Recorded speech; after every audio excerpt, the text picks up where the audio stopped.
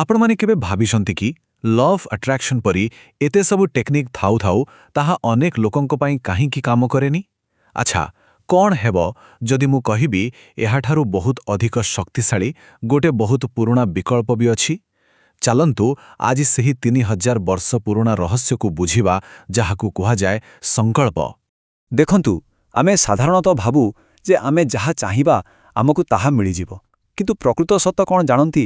ବ୍ରହ୍ମାଣ୍ଡ ଆମର ଚାହିଁବା ଉପରେ ଧ୍ୟାନ ଦିଏନି, ବରଂ ଏହା ଧ୍ୟାନ ଦିଏ ଆମେ ପ୍ରକୃତରେ କ'ଣ ଚାହିଁବା ଆଉ ହେବା ଭିତରେ ଗୋଟେ ବହୁତ ସୂକ୍ଷ୍ମ କିନ୍ତୁ ଅତ୍ୟନ୍ତ ଶକ୍ତିଶାଳୀ ପାର୍ଥକ୍ୟ ରହିଛି, ଆଉ ସେଇଠି ହିଁ ସବୁ ରହସ୍ୟ ଲୁଚି ରହିଛି। ଏମିତି ବୁଝନ୍ତୁ, ଲ ଅଫ୍ ଆଟ୍ରାକ୍ସନ୍ ଚାହିଁବା ଉପରେ ଜୋର ଦିଏ। ଯେତେବେଳେ ଆମେ କହୁ ମୋତେ ଏଇଟା ଦରକାର, ଆମେ ଅଜାଣତରେ ବ୍ରହ୍ମାଣ୍ଡକୁ ଗୋଟେ ଅଭାବର ସିଗ୍ନାଲ ପଠାଉଛୁ। କିନ୍ତୁ ସଂକଳ୍ପ ଏହାର ଠିକ୍ ଓଲଟା। ଏହା ହେଉଛି ଇଚ୍ଛା କରିବା, ବା ସିଧା କହିଲେ ହୋଇଯିବା। ଏହା ଏକ ଦୃଢ଼ ସୃଷ୍ଟିର ସଂକେତ, ଏକ ଅଟଳ ଇଚ୍ଛାଶକ୍ତି ଯାହା କହେ ମୁଁ ଏହାକୁ ବାସ୍ତବରେ ପରିଣତ କରୁଛି। ତାହେଲେ ଏ ସଂକଳ୍ପ ପ୍ରକୃତରେ କ'ଣ?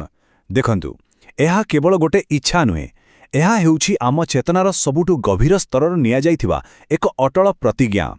ଏହା ଏମିତି ଏକ ଅବସ୍ଥା ଯେଉଁଠି କୌଣସି ବିକଳ୍ପ ବା କୌଣସି ପ୍ଲାନ୍ ବି ନଥାଏ। ଏହା କିଛି ମାଗିବା ନୁହେଁ, ବରଂ ନିଜେ ସେଇଟା ହୋଇଯିବାର ଘୋଷଣା। ଆଉ ସବୁଠୁ ମଜାଦାର କଥା ହେଉଛି, ଏହା କେବଳ କିଛି ଆଧ୍ୟାତ୍ମିକ ଦର୍ଶନ ନୁହେଁ, ଏହା ପଛରେ କିଛି ଚମତ୍କାର ବିଜ୍ଞାନ ବି ରହିଛି। ଚାଲନ୍ତୁ ଦେଖିବା କେମିତି ଆମର ଚିନ୍ତା ଆଉ ଶବ୍ଦ ଆମ ଆଖପାଖର ଭୌତିକ ଦୁନିଆକୁ ପ୍ରଭାବିତ କରିପାରେ। ଗୋଟେ ପ୍ରଶ୍ନ ପଚାରୁଛି, ଶବ୍ଦ କ'ଣ କେବଳ ଶୁଣିବା ପାଇଁ, ନା ଏହା କିଛି ଆକାର ବି ସୃଷ୍ଟି କରିପାରେ?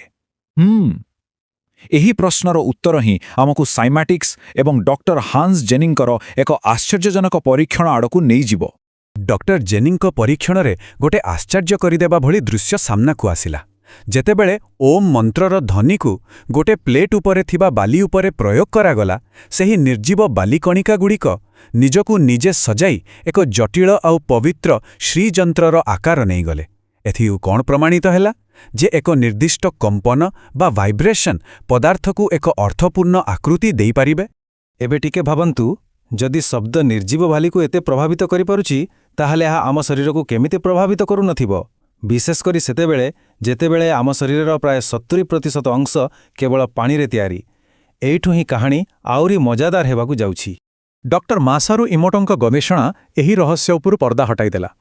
ସେ ଦେଖାଇଲେ ଯେ ଆମର ଭାବନା, ଆମର ଚିନ୍ତା, ଆମର ଶବ୍ଦ ଏସବୁ ପାଣିର ମଲିକୁଲାର ଷ୍ଟ୍ରକ୍ଚରକୁ ସିଧାସଳଖ ବଦଳାଇ ଦେଇପାରେ। ଭଲ କଥା କହିଲେ ସୁନ୍ଦର କ୍ରିଷ୍ଟାଲ ତିଆରି ହେଉଥିଲା, ଆଉ ଖରାପ କଥା କହିଲେ ବିକୃତାକୃତି ତିଆରି ହେଉଥିଲା। ଏହାର ଅର୍ଥ କ'ଣ? ଏହାର ଅର୍ଥ ହେଉଛି ଆମର ପ୍ରତ୍ୟେକଟି ଚିନ୍ତା ଆମ ଶରୀରର ସେହି 70% ପାଣିକୁ ପ୍ରତି ମୁହୂର୍ତ୍ତରେ ପୁଣି ଥରେ ଗଢ଼ୁଛି। ଆଉ ଏହି ଶକ୍ତି କେବଳ ଲ୍ୟାବୋରେଟୋରୀ ଭିତରେ ସୀମିତ ନୁହେଁ। ଆମ ଇତିହାସ ଆଉ ପୁରାଣ ଏମିତି କେତେ କିମ୍ବଦନ୍ତୀ କାହାଣୀରେ ଭରି ରହିଛି, ଯାହା ଅଟଳ ଇଚ୍ଛାଶକ୍ତିର ଅସୀମ ଶକ୍ତିକୁ ଦେଖାଏ।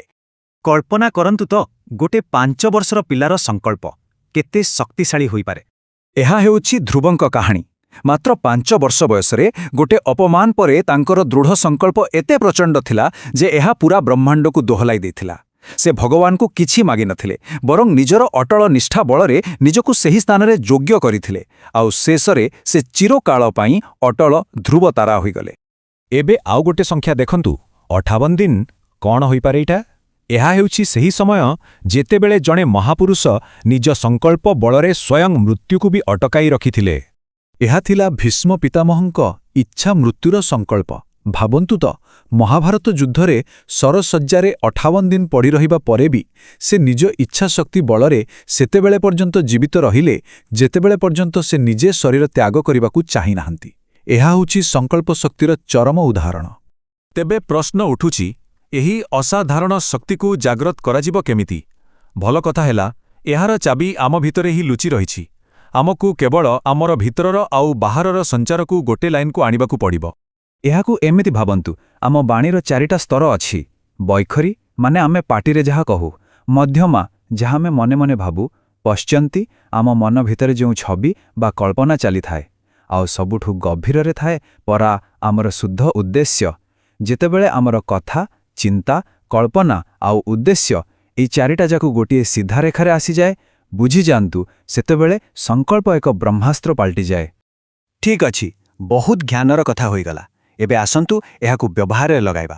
ଏହି ଚର୍ଚ୍ଚାର ଶେଷ ଆଉ ସବୁଠୁ ମହତ୍ତ୍ୱପୂର୍ଣ୍ଣ ଭାଗରେ ଆମେ ସଂକଳ୍ପ ନେବାର ସଠିକ୍ ପଦ୍ଧତି ବିଷୟରେ ଜାଣିବା। ଏହି ପଦ୍ଧତିକୁ ଟିକେ ଧ୍ୟାନର ସହ ଦେଖନ୍ତୁ। ପ୍ରଥମ କଥା ହେଲା ସମୟ। ସବୁଠି ଭଲ ସମୟ ହେଉଛି ବ୍ରହ୍ମ ମୁହୂର୍ତ୍ତ, ମାନେ ସୂର୍ଯ୍ୟ ଉଇଁବାର ପ୍ରାୟ 1.5 ଘଣ୍ଟା ଆଗରୁ। 2 ନମ୍ବରରେ ଡାହାଣ ହାତରେ ଟିକେ ପାଣି ଧରି ସଂକଳ୍ପ ନିଅନ୍ତୁ। କାହିଁକି? କାରଣ ଆମେ ଜାଣିଲେ ଯେ ପାଣି ଆମ ଇଣ୍ଟେନସନକୁ ଧରି ରଖିପାରେ। 3 ନମ୍ବର, ମନକୁ ସ୍ଥିର କରିବା ପାଇଁ ଯଜୁର୍ବେଦର ଶିବ ସଂକଳ୍ପ ସୂକ୍ତ ଜପ କରିବା ବହୁତ ଲାଭଦାୟକ। ଆଉ ସବା ଶେଷରେ ସବୁଠୁ ଜରୁରୀ କଥା, ମୁଣ୍ଡରୁ ସବୁ ପ୍ରକାରର ପ୍ଲାନ୍ ବି ବାହାର କରି ଫୋପାଡ଼ି ଦିଅନ୍ତୁ। କୌଣସି ବ୍ୟାକଅପ୍ ନାହିଁ। ଯାହା ଆପଣଙ୍କର ଲକ୍ଷ୍ୟ ତାହା ହିଁ ଏକମାତ୍ର ସତ୍ୟ। ବାସ୍। ତେଣୁ ଶେଷ କଥା ହେଉଛି, ବ୍ରହ୍ମାଣ୍ଡଠାରୁ କିଛି ମାଗିବା ବନ୍ଦ କରିବାର ସମୟ ଆସିଯାଇଛି। ଏବେ ସମୟ ଆସିଛି ସଂକଳ୍ପର ଶକ୍ତି ବଳରେ ନିଜ ଭାଗ୍ୟର ଲେଖକ ନିଜେ ହେବାର। ମନେ ରଖନ୍ତୁ, ଏହା କେବଳ ଏକ ଇଚ୍ଛା ନୁହେଁ, ଏହା ହେଉଛି ସୃଷ୍ଟିର ନିୟମକୁ ନିଜ ହାତକୁ ନେବାର ଏକ ପ୍ରକ୍ରିୟା।